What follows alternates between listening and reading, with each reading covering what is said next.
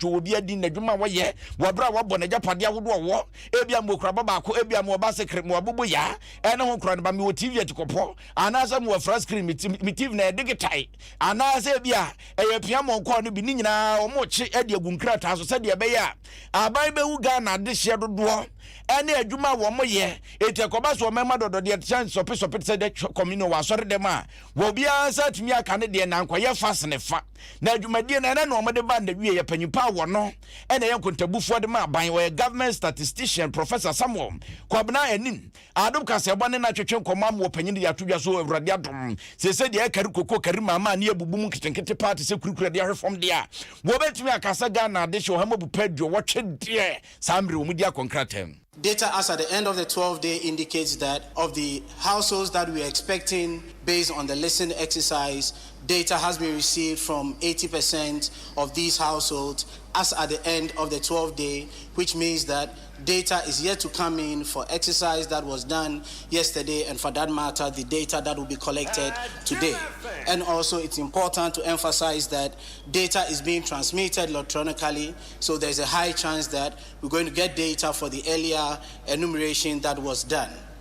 Also, out of this 80% that we've achieved, we realize that of our 16 regions, we've had data from 12 out of the 16 regions. We have Northeast recording the highest of 97% of the households expected data that has been received so far, with Greater Accra region recording the least of 55%.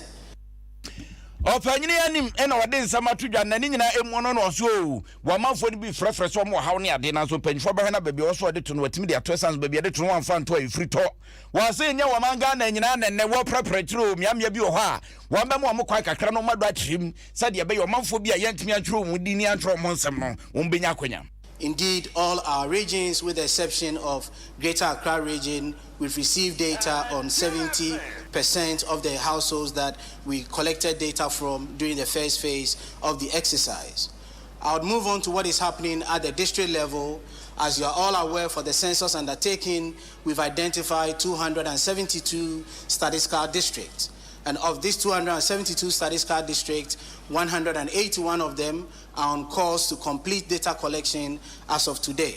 So in the next few days that we have identified for the clearance activities, we expect to receive data from the remaining 91 districts. Completion rate has varied, but as I indicated, our concern is to focus on Greater Accra region because we have some specific districts in Greater Accra region where data inflow is very minimal. Some of these districts include Gan West, Gan North, Ayawaso West Municipal, Adenta Municipal, Gan East, Lejokoko, La Nkwantanan Madina Municipal, Pong Katamanso, Shai Osudoku, and Tema West. So these are the top 10 districts in Greater Accra that we have the least data inflow.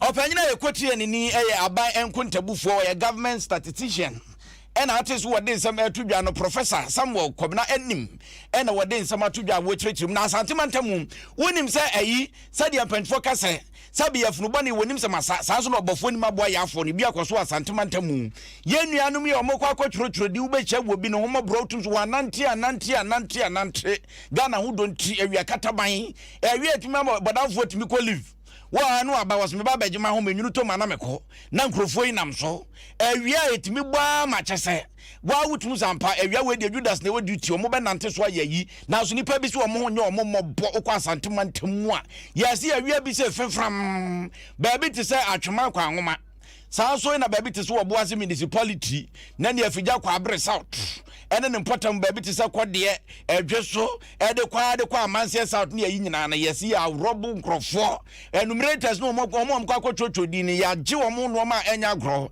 no opanyini Kwabena abeka wa Dr. Kennedy ho wono na akwa asantemantamu a wo yankuntabufo ma ban ne wo de sansemeto ansentwofo anim.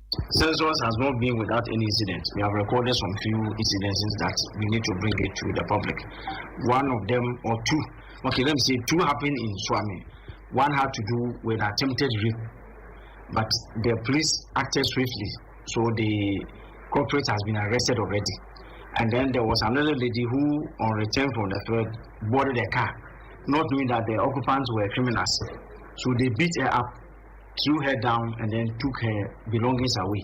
Where did it happen? Swami, also in Swami. And then in Sayeso, we had a similar issue where the lady was nearly attacked. We are told they stabbed her slightly and took away all her belongings, including the tablets and even her phone and money. Everything on her have been taken away. How is this theft of the tablets going to affect the work? Oh, it will not affect the work in any way because we had a buffer. And so the moment incidents of this nature happen, they replace the tablet for the person to continue. Dr. Kobna Bekano no and artist who didn't remove a to central for him no. So we'll be a basu about trading gas, you could trading chromatadi. Attenti and Jabba one tadi between 10 is your manasa kama. Now so will be an ayas bonnet to come to come. Was a sabe ye double one a jamayaba. Now wabana ba betro in all quacotonomona. Ewia sepa sambre ya che womo na ne nyina mu opanyine ne so ba santemantam dia na ne ohama bu pebe se duokro de awurade adom wo matimi atwe omudin. For success jobs, I think we have done well. We have covered more than 90% of the work that we set ourselves to do. What we are waiting for is to download data at the end of today, which we'll get tomorrow. That will tell us the outstanding work. But on the grounds, taking it from the data monitors at the various districts, the indications are that some districts are done. And so what we have done is that between, I think for the past 3-4 days, we have deployed persons who have finished their work in one SC to go and join others who are having some outstanding work. And so with that plan, it is expected that by the end of today, if you are not able to finish, then we should be left with some pockets of maybe few individuals who were either not present at home or Opanyina yekotie ni okwa santemantemu a wona na yenkontabufo edema ban Dr. Kwabena Beka and artist wode samto dwana kopiem woti region so opanyini Henry Doglo wono so na yenkontabufo edema ban was nipa ni ba su bi nya kra se wakọ woti region na wo bi aba wodokwa so minua wedi me ba ya nya ne bone so a ejan samanfo kwa so opendodo na nya tasefo enti me ba ya me ba betro budi ye fra wo se no aka o ebia me di right amenyo o ya de be adwuma me ma commentary ewa Adom FM no watimi akirikire ni nyina mu no yase nipa ni bi se da wo mase wo de wo masuma asem nya afei en wo bebu wo nkro wo montintinya de mbema kwame yakan wo ma na ye twom ho bibie no opanyini Doglo chim. You got to Classic West. There are nurses corteses. I'm going to call the regional director of health to talk to some of the health workers there. The health workers, the nurses and things, they should know better. Some of them, they don't want to avail themselves to be admitted. Wow. Okay? So when I get to, let's say in an hour's time, I will get to Dambaye, I will call the regional director of health to talk to those people. They know, but they are refusing to be admitted. That is one thing I have to say. On record. I have to say that on record. And you are talking about Classic West. Yes, Classic West. I'm being very specific. Classic West. Nurses there at nurses training college or whatever, they are refusing to be admitted. And some of them avail themselves, some are refusing.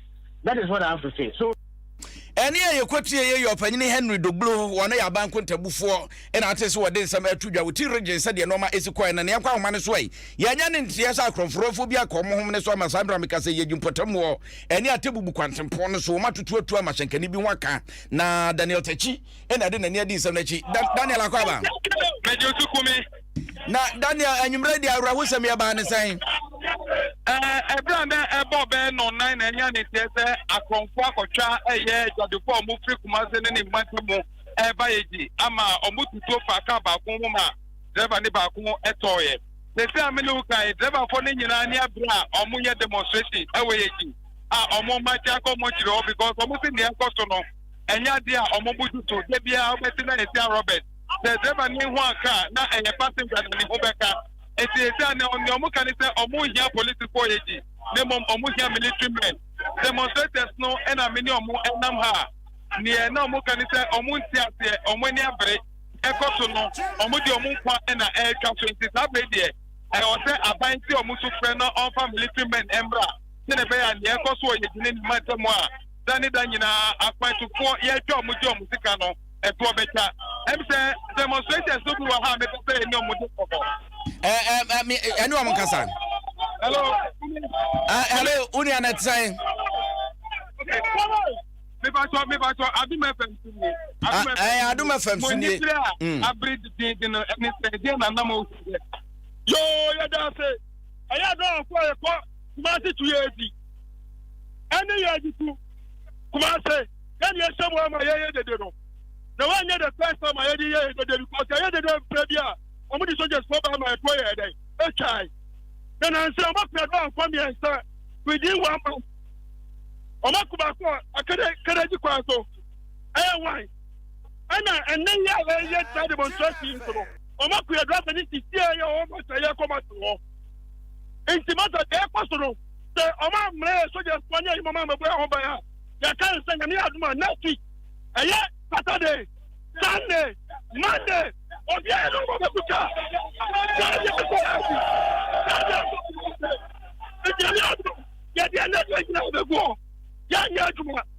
Saturday, Sunday, Monday, no VIP, no data, no members, no camion. You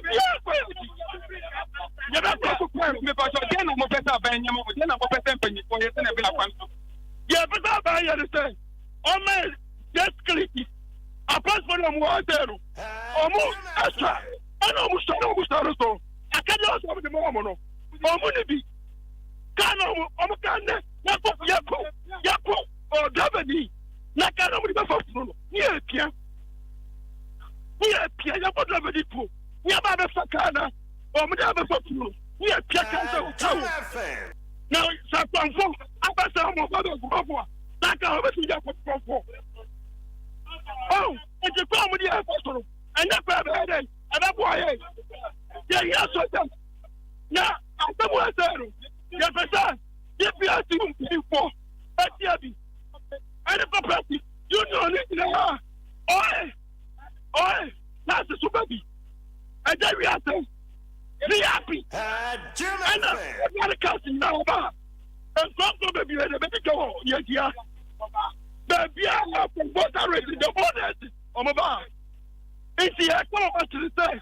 Melinda, but the other, Edward, Loka. Mumbaja. Yeah, Baja. Daniel, anyone want to train Commander the Akano, Chigua Power so Fabre enough if reaching a cononso. Yamoma man saying another NTB Daniel Techina, Ravosamo Coswo Yeji, and an important watch and Kafosia Fede Wadu you Kuntaf Fusina, decided to me fra after water fre and inti what we could work a can another ego. Nayaka can Ganaman Penny and another down Kufuad, Watchima PSC, Wakaku Pium, I was Savannah Region, and Bukovia Sebupura, Abdullah Jina po awo toso miensa mampanyina kwa chano na mbra wokwa ye na panyini ba kwa wono ene dititima wo kasa de mabupewura opanyini AR Adam ogina simpie ni apaso de tu dwaso wase de piesi ase da so no de maga no mampanyina sanse wo hwe ma resabia wo mpotemo mampanyini be ye nsiesie wo masamre de ekona ni mu pa no mo baje no madase ti de mo ka che mampanyina se bi samre biom epiawo. Your re-election is an indication that the people of Ghana have seen your good works. Indeed, the construction of the Central Gwenja District Accident and Emergency Hospital is one of the many such notable facilities your government is providing for the people of this nation. We, the people of the Central Gwenja District, are therefore very grateful to you for the provision of this great health facility. Your Excellency, I also wish to express my profound gratitude to you for the intention to rehabilitate the Bube-Yabe bridges, which link the northern part of the country and the Sahel regions to the southern parts of our republic. Opanyina yekotie ni AR Adam. Wana na kasa de ma bupewura na ate se wode samatu dwan no achi na Ghana mampanyina na adodan kwakufuado e ba be kirem so wonim pa say how do na wo ho a e de o manfo akoma pono so na so super na kokode num so se de tribia no wo manfo ato aba man se mampanyina ne de wo betwa hunu se de obetimi aye bi obeye de afa ho. Discussing with the Minister for Finance about it. I think very soon we will hear some.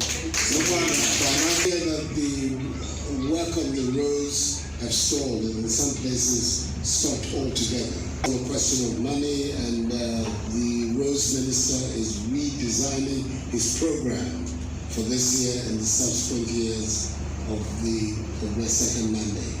My first term, we were able to add 1,200 kilometers of asphalt road to the road network of Ghana.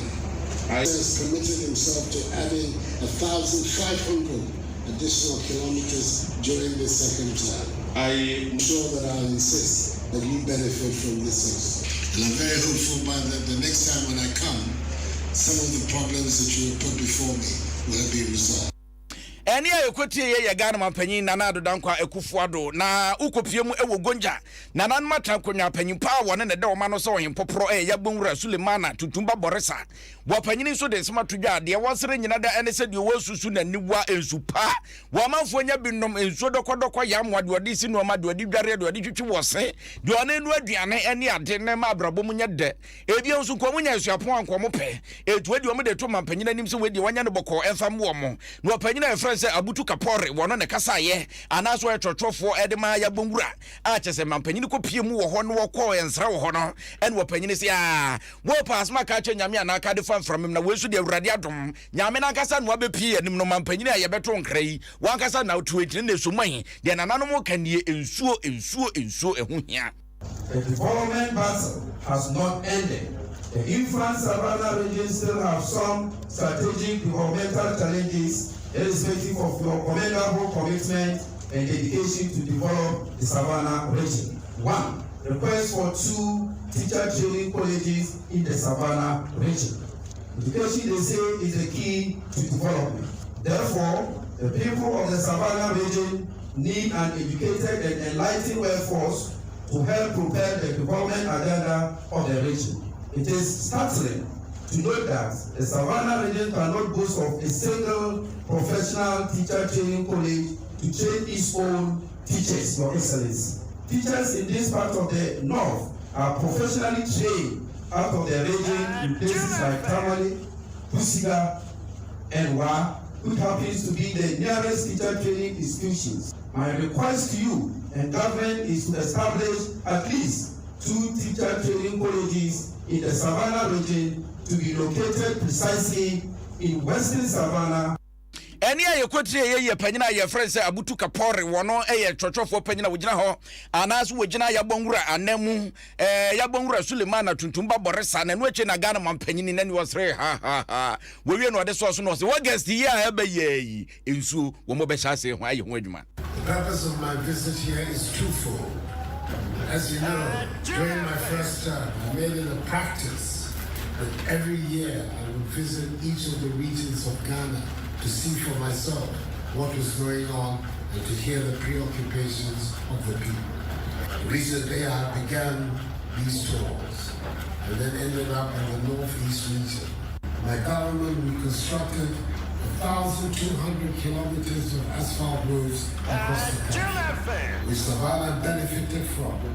In this term, the target is 1,500 kilometers, which Savannah will also benefit from. And the roads that you identified will be those who will benefit from. The construction of the Regional House of Tea is something that is very much on the drawing board.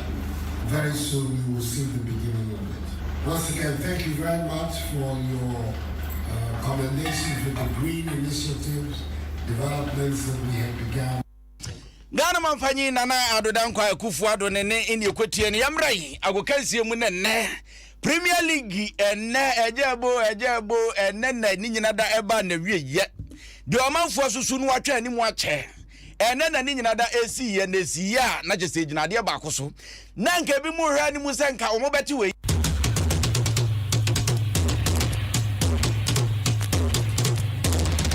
Asante Kotokose Nanso amfoi ene di omanfo triye Phobia utumi ndaki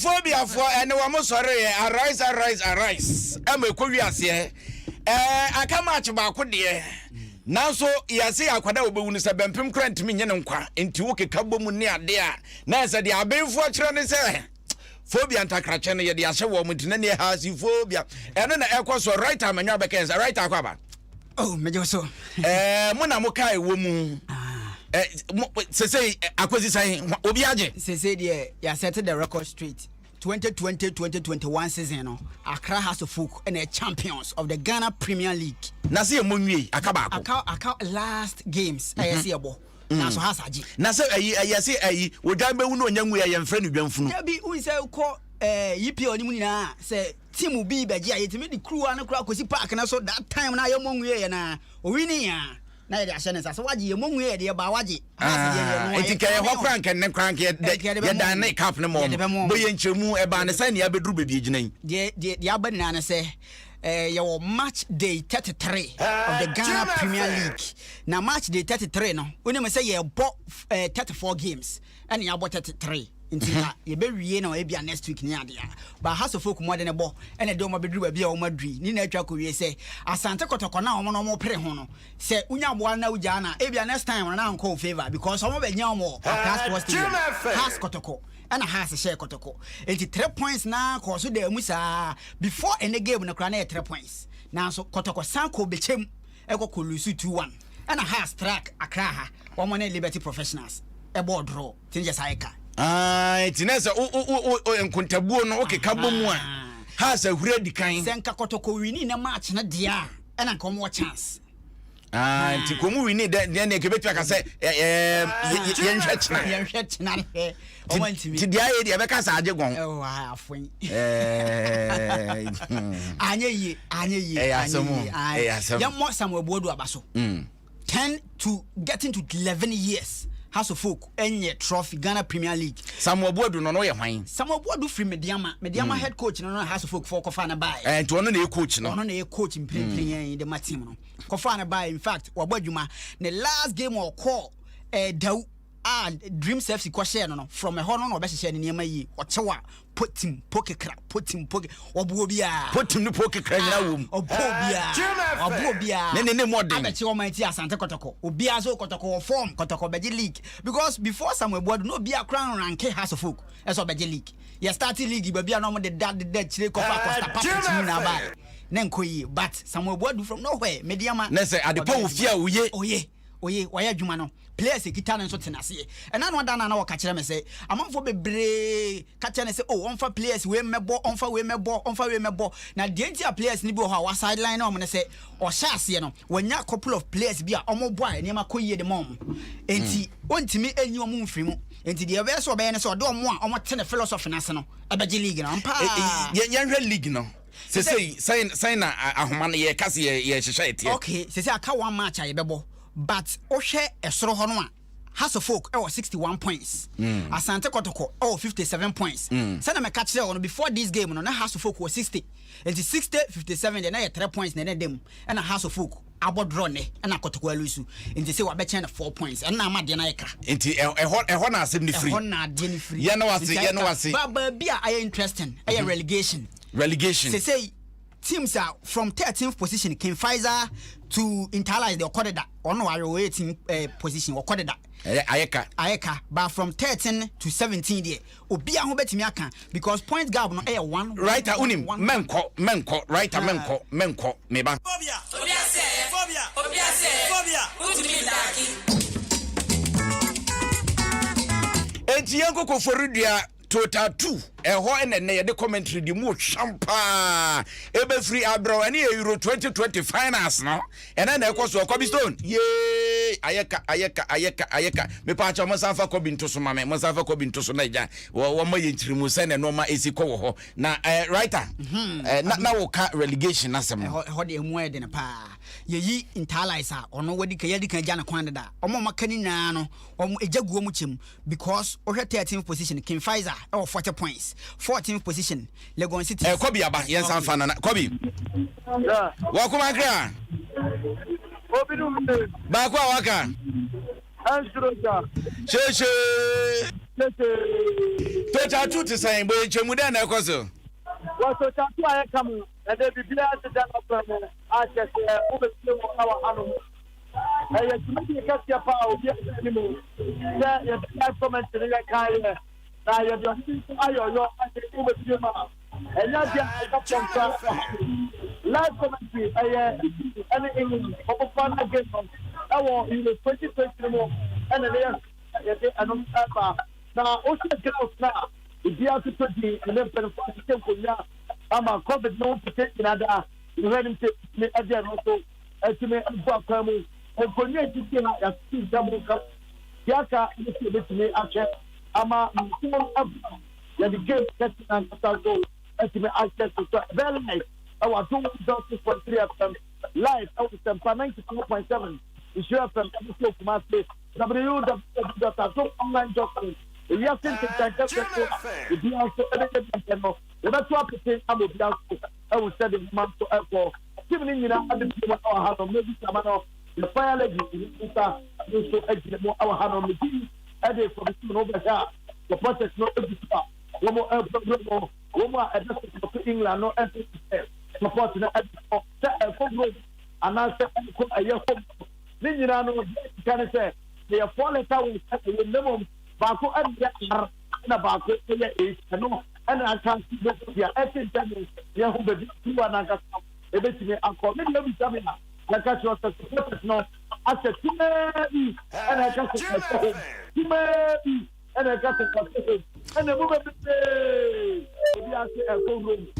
Kobe Stone ya da wase say na be kwa we anase be ka home asem se be yesi nso totria ene obe hu be bia susu awode bode hu no be fanti writer team ben no mo supporters o mo sha se mo mpa ente so be call relegation say Intala is for the supporters adia to say o mo kodeda but from 13th sen na make no Kim Pfizer o mo 40 points Legon Cities etoso 14th o mo so 39th 1 point and na Liberty Professionals na ne kromo board draw no o mo 39 points and na 16th position eye Ebusuan Dwarfs omo 38 and Elmina Sharks 38 and between sa teams amabobo from 13th to 17 last match na be determine the all relegation and the orca enti emo ede na pa ya bedo ase pa right amenyo no and na de ekoso agokansi mu wode bre no asante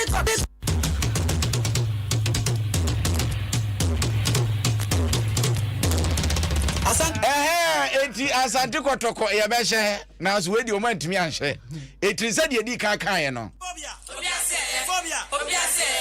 utimi daki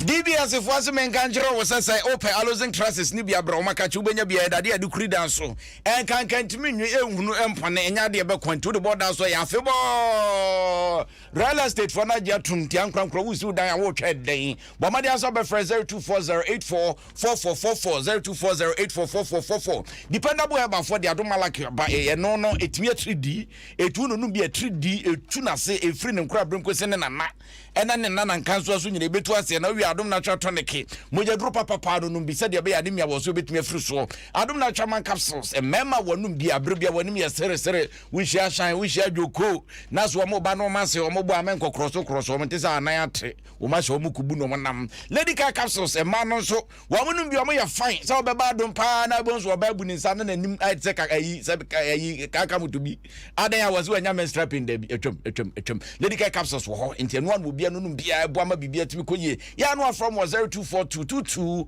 3555 0242223555 kasi abonasi obidum bie kwaku edukumini edia mejeso abedna kwesi asante asi edu ne bom chidom bom adonten shan akwa enso eboni chidom ema bibia tumi ko kama joko ada romantic social media mo comments ni yantimi anka de mo fanche ye bre na ye be right amenyo ye dase ko be ye dase wa utie so ye dase ye na masemfa mo sia wagye en o buja